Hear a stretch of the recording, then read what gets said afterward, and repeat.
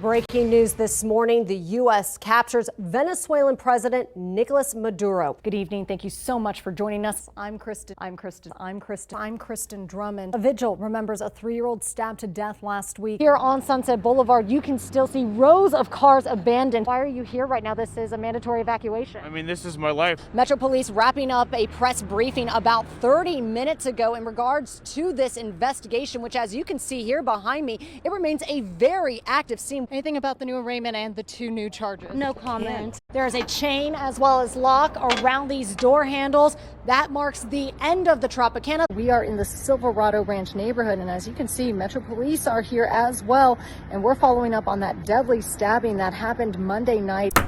Paperwork here shows Metro Police paying between $2 million and $3.9 million between 2020 and 2023. I am on the fun slide, which is just part of the amusement you'll find this weekend. While TikTok can help some small businesses here in the Arts District connect with customers online, it's also allowing users to build a brand and for content creators to cash in on the platform. Crime alert, Metro Police arrest a man after a deadly shooting last night in the East Valley. News 3's Dana Wagner is standing by in the Weather Center. He's tracking how the hazardous materials burning can impact those stuck on the road and possibly even here in the valley. But first, let's check in with our Kalia Patterson with the latest from the live desk. And Kalia, this is certainly causing a traffic headache for so many people tonight. The deadly crash that cut this student's dream short happened Friday morning just before noon. This is video you will only see here on News 3. Police appear to give a man a sobriety test. Well, a group of parents in Henderson concerned this morning about their children's safety at their bus stop. They say distracted drivers put their kids in danger. News 3's Tiffany Lane investigates why this isn't something new. What can people expect? Show me a little something. Oh! Okay, that certainly got me.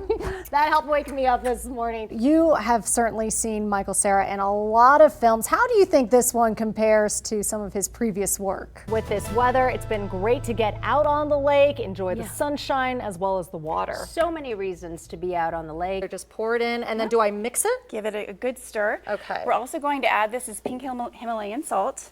And what's the benefits of having pink Himalayan salt? Because you use it, you know, all the time with cooking food. You do, absolutely. Andrew, I have a quick question because we see the dresses for the women, but what about for the young gentlemen? What can they find at Goodwill? Temperatures, I think, stay above normal all the way through the new year. But it's nice having this chill come in because it makes it feel like winter. We are really talking about travel insurance.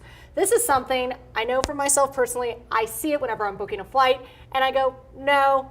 Yes, you always get that, do you want to protect your trip, yes or no kind of box when you're booking a flight. And I always say no. It gets you in the groove, makes you want to dance. I can't dance like that, but... my hips, well, her hips don't lie. Mine may. Thank you so much for joining us this morning. You can stay connected with all the latest news on our News 3 app.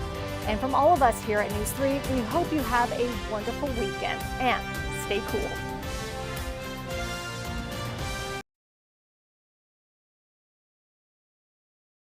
Dana, we've heard it over and over and over again since March. Neighbors around here want a mid-block crosswalk here between the apartments and this complex. Look behind me. You can see someone's crossing the street right now as a car is coming by. LaToya, this remains a very active investigation. As you can see here behind me, there are 2 tow trucks, and then on the other side of the road, that is where a garbage truck and a sedan are right now. The wind completely uprooting this tree, leaving about a 2 to 3 foot deep hole just in this front yard. Now, fortunately, the tree fell away from the house. With concerns about safety here at North Las Vegas Airport, you can see this gate right here is chain locked, but just take a step over and you can easily just hop over the wall to access the airfield. Cheyenne Avenue functions like a normal street.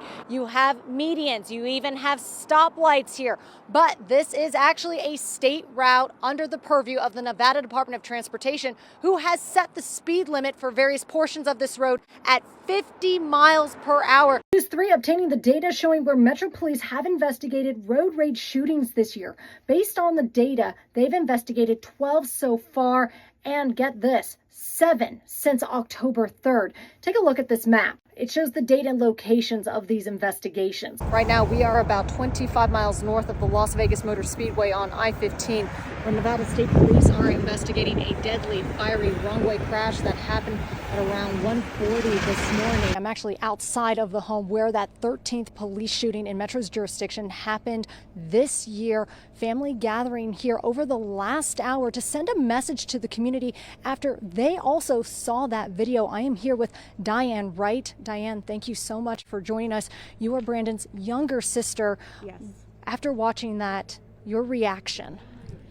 I am in pure shock. Are you planning on taking any action against Metro at this time? We want justice. What does that look like for you?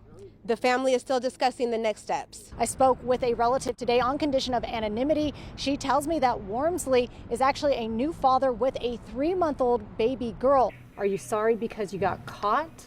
Or are you sorry that you actually killed someone? Metro's air and rescue operations is primarily known for patrolling the valley from the sky, but they're also the team that takes flight in this helicopter when a hiker goes missing on the mountain. As winter weather moves through southern Nevada, some leave the rain in the Las Vegas Valley for the snow up here in the mountains, along with some fun. We're going to the areas of town where Metro Police are reporting the most burglary, car thefts, and murders. Hotspots seen on data available online from Metro Police. 74 students who were hit by cars. By October 7th, we have 84. So what does that mean?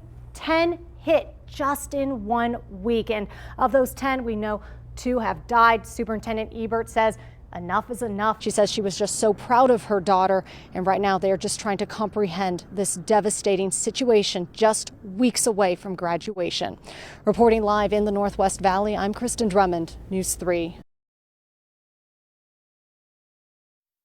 Michelle Fiore in the federal courthouse here behind me on Friday. She entered a not guilty plea in her case. After the hearing, she came outside to address reporters, reading a written statement, but didn't want to take questions regarding the charges against her in this case. Did you plan to use that money for the statue? Do you like your job? Michelle Fiore deflecting from questions while walking away from the Lloyd D. George U.S. Courthouse in downtown Las Vegas, including where the money she's accused of using for personal gains in a charity fraud scheme is now. Why don't you ask the prosecutors? Why don't you ask the prosecutors? The judge is ready. Yeah. Pled not guilty. What to did the you do charges. with the money? We played not guilty. Do you understand what No that more means? questions for her, please. No more questions. A criminal indictment filed this week claims Fiore defrauded charitable donors of more than $70,000 for her personal benefit while serving as a Las Vegas City Council member, soliciting money by telling donors that their contributions would be used to fund the creation of the Allenbeck statue or another memorialization of the fallen officers at a park in the Northwest Valley, according to the document. Metro Officer Beck and his partner, Igor Soldo, were killed a decade ago in the line of duty. Prosecutors claim Fiore tried to hide her actions by transferring the money from bank accounts of a political action committee and a charity into different bank accounts controlled by Fiore or a family member who also owns a private company. These allegations are repugnant. Fiore reading a brief statement outside the courthouse following the 10-minute hearing. The judge released her without bail, but she's ordered to not speak with witnesses in the case except family members associated with it. This indictment is a direct attack on my character. I look forward to learning the specifics of the accusations against me and addressing these horrible allegations head on. The next court date scheduled for Fiore is September 9th, with a trial date set for September 24th. Reporting outside of the federal courthouse, I'm Cristen Drummond, News 3. Well, Jim and LaToya, I specifically requested emails sent to CCSD Police's traffic unit over nearly 4 years regarding this crosswalk in front of Arborview High School. And one email that we saw suggests that CCSD was made aware by the city of Las Vegas about this crosswalk nearly 8 months before a student was hit and killed here. News 3 obtaining emails sent to the Clark County School District Police traffic email requesting communications about the Buffalo Drive crosswalk outside Arborview High School between August of 2021 and May 2nd. One stands out, dated September 3rd of last year. A City of Las Vegas employee with the Department of Public Works messages the district, writing, quote, Could you please have your team follow up on complaints we've received about speeding in front of Arborview High School? We are particularly concerned about the mid-block crosswalk on Buffalo Drive, north of Whispering Sands Drive, directly in front of the school, where there have been reports of near misses involving pedestrians. I don't understand why the city is going after the school district when it's your problem. You fix it. I showed Krista Holloway the email. The mother of an Arborview student has been advocating for crosswalk safety enhancements following the death of Mackenzie Scott, the 18-year-old hit and killed by a suspected drunk driver in the crosswalk on May 2nd. A few days later, the city of Las Vegas came out here to conduct a traffic study. Do you think the city of Las Vegas should have come out here sooner to do a traffic study based off this email? Absolutely. And I think the school district should have been tried harder to get the city out here. They knew there was an issue a long time ago, and CCSD specifically knew. Ashley Brewer's son was hit in the same crosswalk riding his bicycle on April 11th, 3 weeks before Scott's death. He was transported to trauma. He had emergency surgery on his leg. He's still learning how to walk. He's extremely fortunate just to be able to wake up tomorrow. News 3 obtaining an email dated April 25th to the CCSD PD traffic unit. Brewer writes, Buffalo in front of the school has become an unsafe and even hostile environment after she volunteered to help students cross the street following her son's incident. She even asks how to petition for a crossing guard or flashing lights for the crosswalk. I received a confirmation email. I never received a follow-up email from anybody from CCSD for that traffic report. Could it have made a difference in Scott's case? A question that remains unknown, but realizing the city acknowledged potential issues to the district 8 months prior to Scott's death makes Brewer and Holloway demand answers around accountability. If the school district would have done their job to try to keep their students safe by going to the city, we wouldn't have this problem. I emailed the PIO for CCSD police regarding that specific email from the city to the traffic unit, wondering, did CCSD police come out here to patrol after receiving it, or did they even respond to that specific email? I have yet to receive a response. Reporting live outside of Arborview High School in the Northwest Valley, I'm Cristen Drummond, News 3. While investigating this story, I watched as one man appeared to be duped despite my best efforts to stop him. I'm about to receive some money. But you've never received any money, and you're about to send money. I just want to help you, sir. I can't explain any more about this to you. In this moment, you're watching a man falling victim to a likely scam. But I have to do this by operatives overseas because they then pay the penalty. He stands by a kiosk known as a crypto ATM inside a Las Vegas convenience store, feeding it bill by bill. The transfer company of the money I'm expecting to receive is coming from overseas. Do you ever receive that money? I intend to receive it. It's being held by the federal government. Remaining confident about this transaction despite our warning. This is not a scam. How do you know it's not a scam? I know it's not a scam. That's why I'm dealing with the federal government. How long have you been doing this? Years. Machines like this exploited by thieves, and now a key tool for a global crime spree. The con artist convinced people via a call, text, or even email to deposit money. It turns cash into cryptocurrency and immediately routes the amount to the scammer's account. And once that money goes into the machine, it's nearly impossible to get that money back. Mark Evans, a cyber crimes detective with Metro Police and a task force officer with the FBI. These types of scams have been happening for decades. Think about the old Nigerian print scam. It's just evolved. The crypto ATMs are just the new tool that they're using. Before, it was gift cards was a big problem. How prevalent is this scam right now here in the Las Vegas Valley? To be honest, they're happening every single day. Is Metro keeping track of how much money the citizens here in the Valley are potentially losing to these scams? I can tell you it's in the millions that our community is losing out, just based on simple math of how much is happening throughout the United States. Evans says Americans lost $246 million to fraud involving crypto ATMs last year. In just the first half of 2025, Losses already more than $240 million, putting this year on track to double the previous total. Oh, I've seen upwards of $50,000 at a single time being put into these ATMs. Evans says scammers use a ruse to convince their victims they're paying off a penalty, avoiding arrest, or contributing to an investment.